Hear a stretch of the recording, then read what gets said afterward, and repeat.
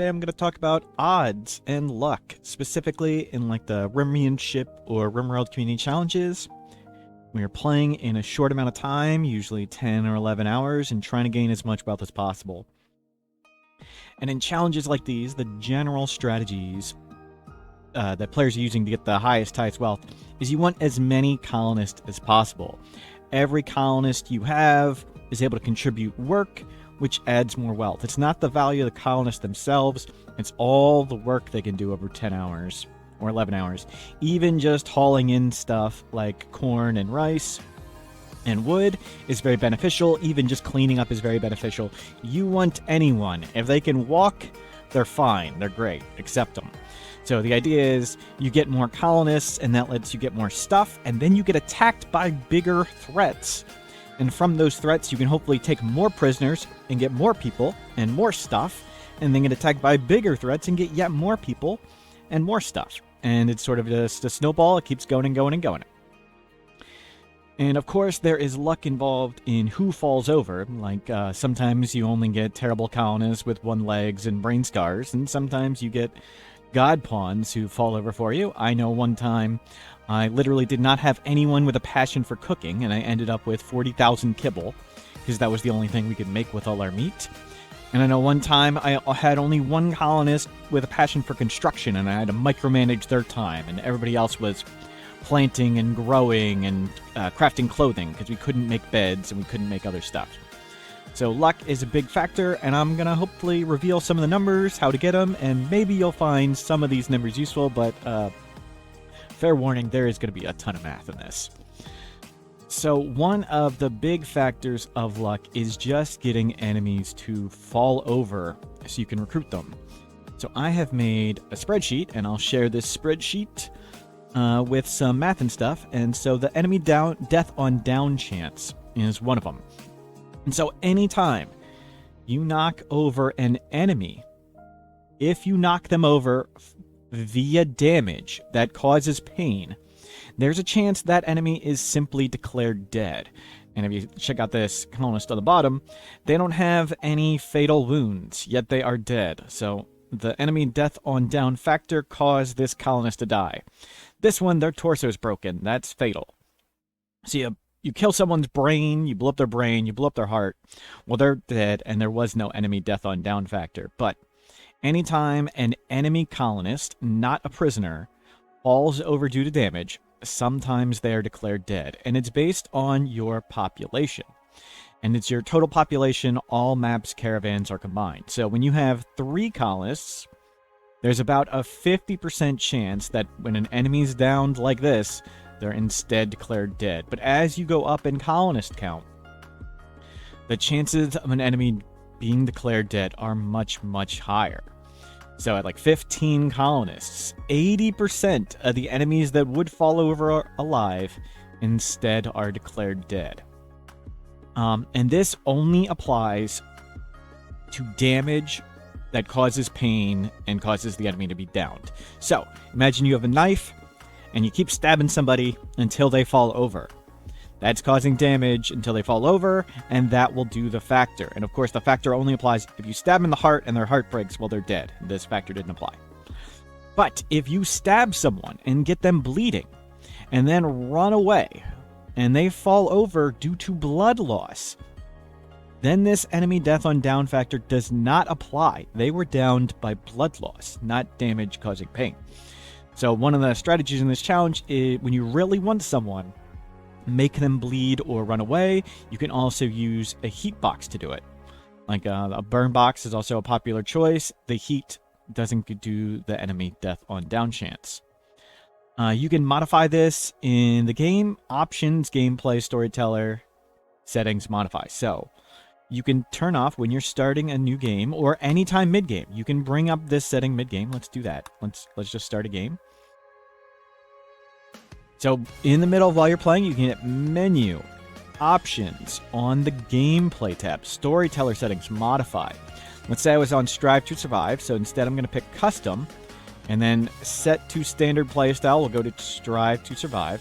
And then there's this enemy death on down factor. Let's slide it to like 33%, 1/3. And if we come back to our chart, that doesn't mean the factor's now 1/3. It's 1/3 of whatever these numbers are. So at 1/3 of 50% is what? That's like 16% or so. So it'd be 16% here, and 1/3 of 75%, that's 25%. So at 1/3 all of these numbers.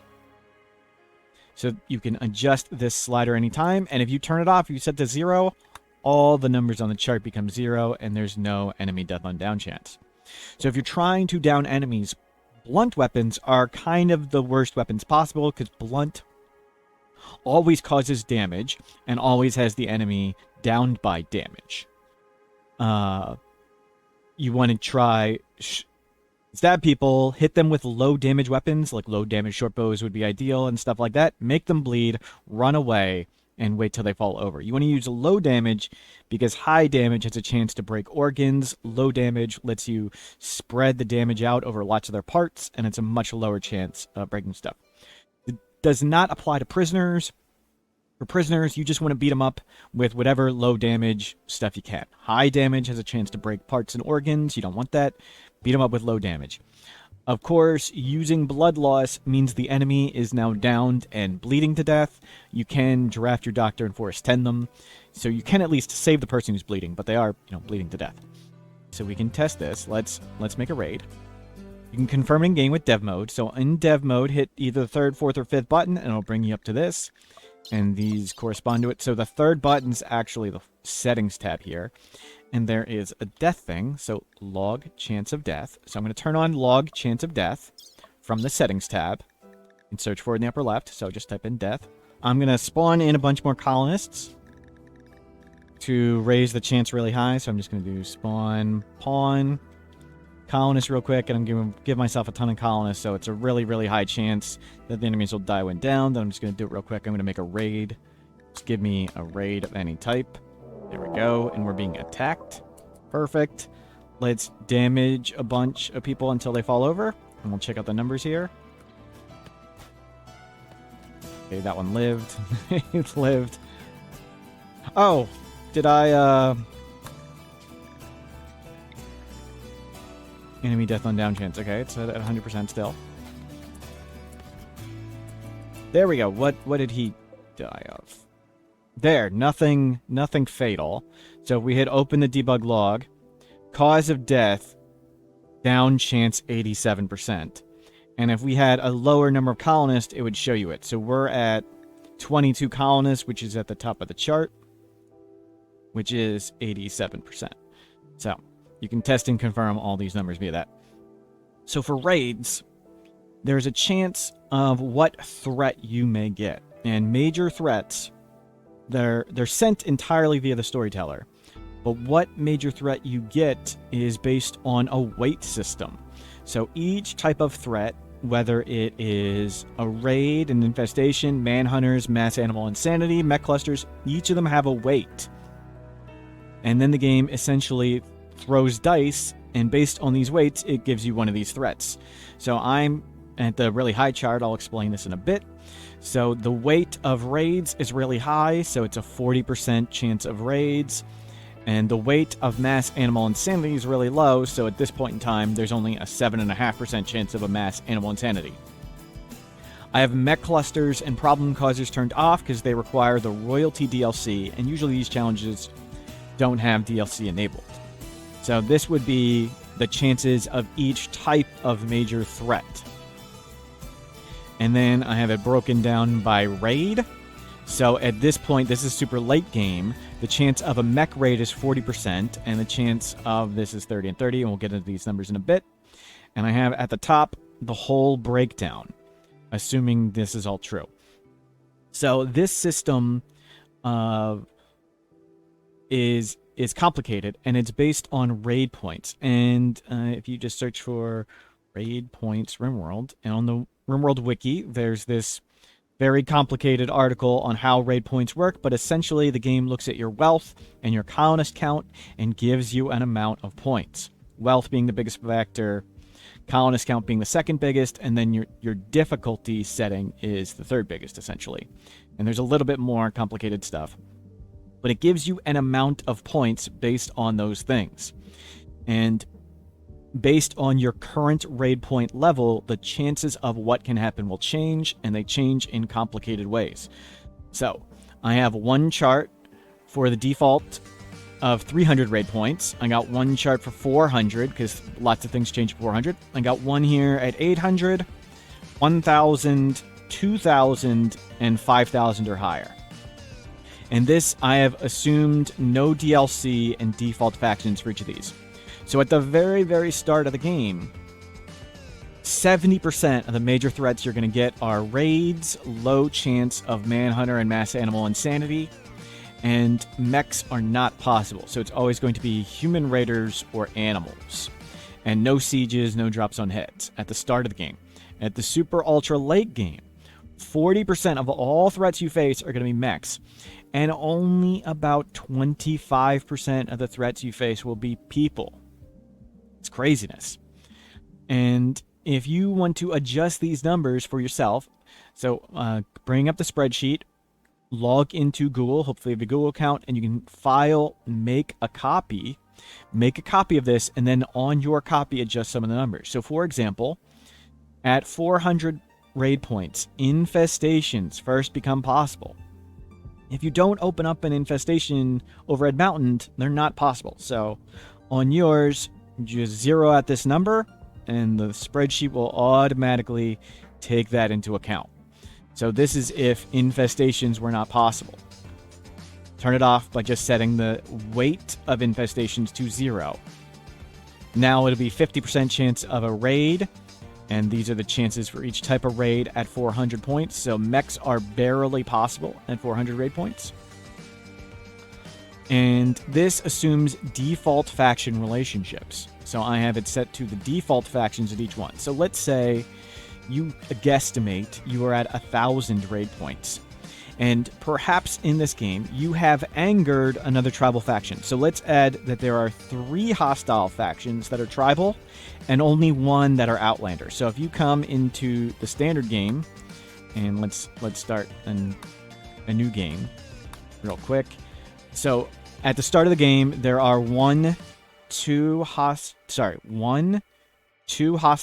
outlander or pirate factions, the Pirate Gang and the Rough Outlanders, and there's 2 hostile tribes, the Fierce and Savage tribe. If you would add more, that would change the things, but if we just go into the game, and if we would... just give me... Go. If we would anger the tribal faction, we could change this. So if we... Let's pretend we befriended these Outlanders, and we'll pretend we hostile these tribals. So let's bring up our spreadsheet.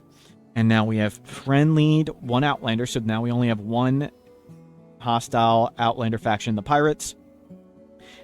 And now we have 3 hostile tribal factions. How does that change the numbers at 1,000%? At 1,000 raid points. And now you can see for raids are still 42% of the time, but now it's about a 25% chance of a tribal, 8% chance of outlander, 10% chance of mechs. And if we put it back, 16, 16, and 10. So it's based on the weights of what they are, and that's what hostiling factions would do. So if you had 10 hostile tribal factions, you'll see the chance for raids isn't going to change. It's going to stay the same. It's just more of the raids will be tribals. You don't get more threats and more raids by hostiling more factions. You just alter which faction is attacking you.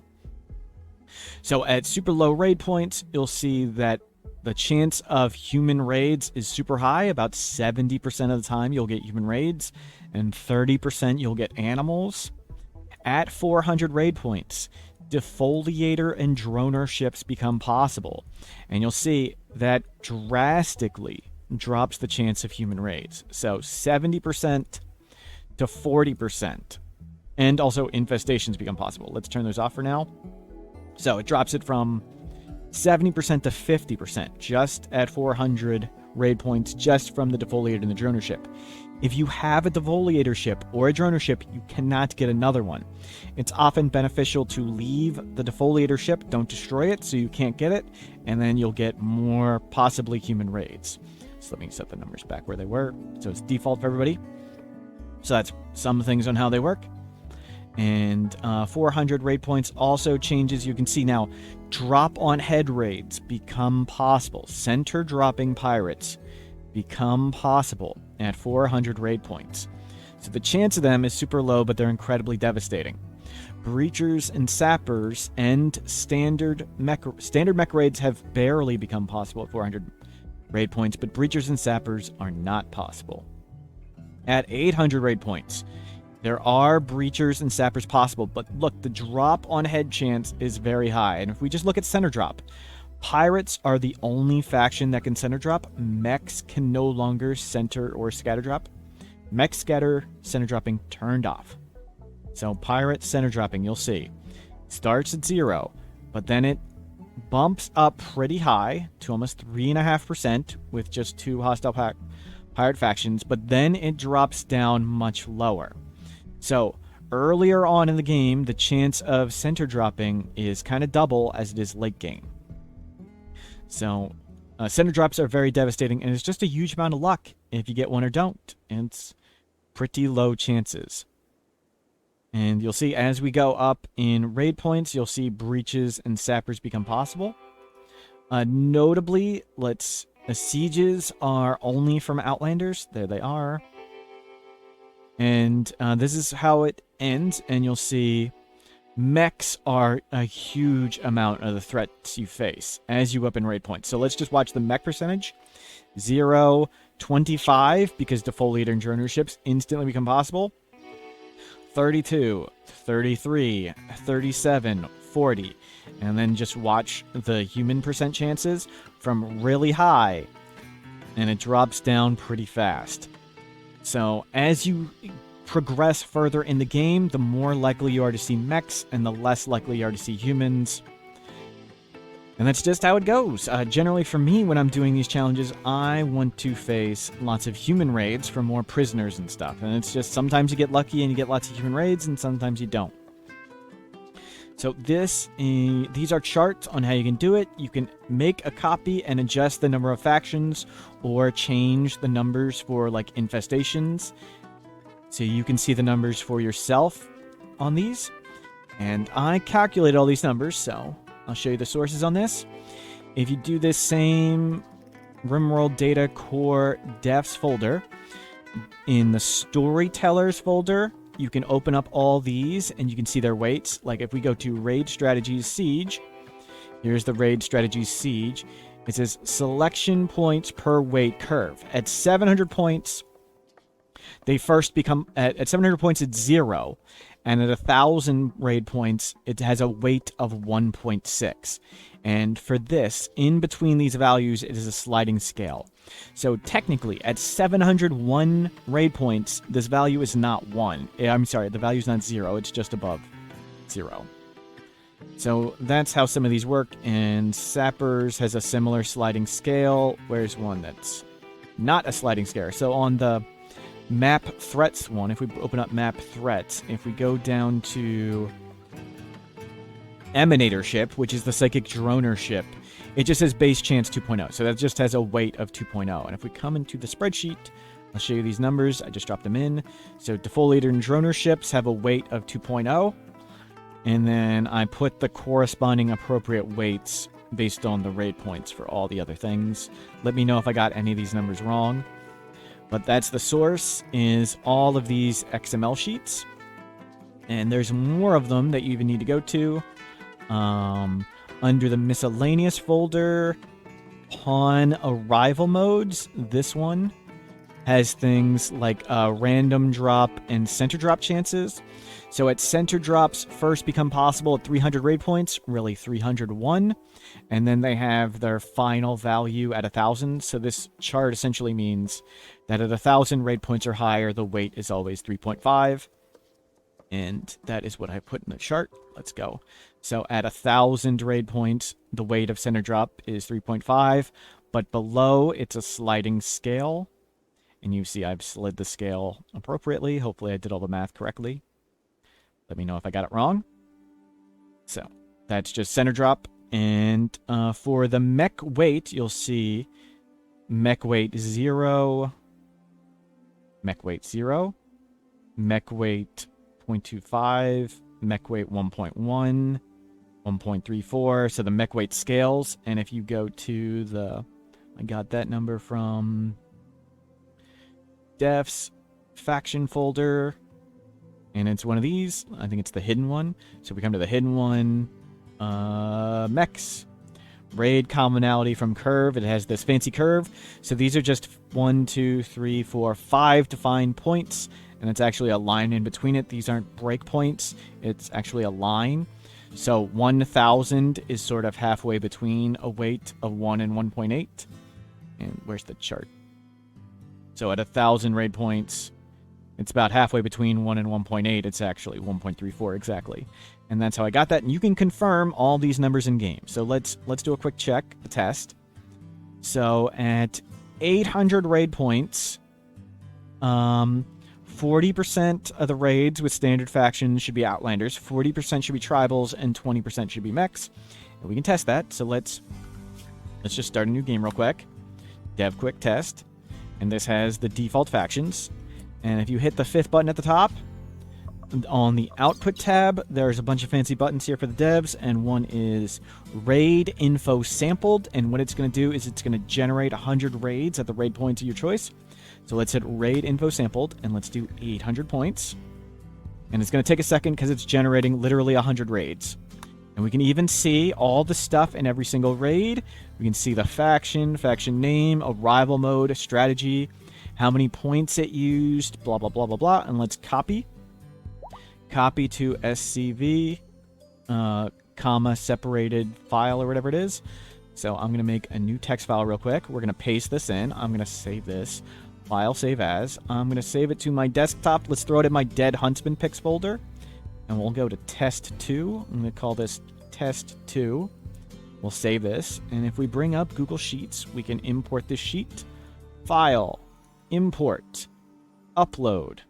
And let me drop in desktop, dead Huntsman pictures, test number 2. We'll upload the test number 2. Insert new spreadsheet. Detect type automatically, import data. So we did this at 800 raid points, and we're expecting 40% Outlanders, 40% Tribals, 20% Mechs. So on this, we can go, let's see, data, create filter. Let's sort by faction type. So 18 were mechs. What is that? 35 were pirates. And the rest were Outlanders. I'm sorry, the rest were Tribals. So that's about what we expected. We expected 20, 40, 40, and we got close to it. It's randomized, so it won't always be exactly the same.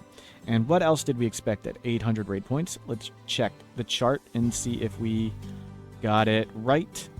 So, we expected 3.5% chance of center drops. So we expect 3 or 4 center drops. Let's see if we got 3 or 4 center drops. Rival mode, 1, 2, 3, 4, 5. We got 5.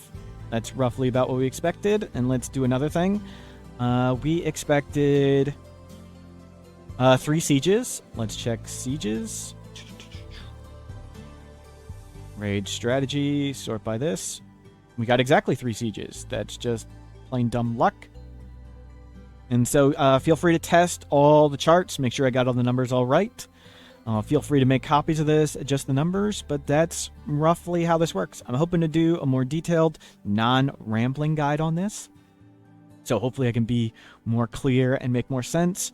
Feel free to fire me any questions, but these charts should hopefully give you some info on why luck is a big factor, what the luck is, how you can maybe adjust the numbers and adjust the chances so it benefits you. So for example, if you think pirates, if you would prefer to be attacked by pirates rather than tribals, if you befriend the tribal and hostile the Outlanders and pirates, these are what your new chances would be.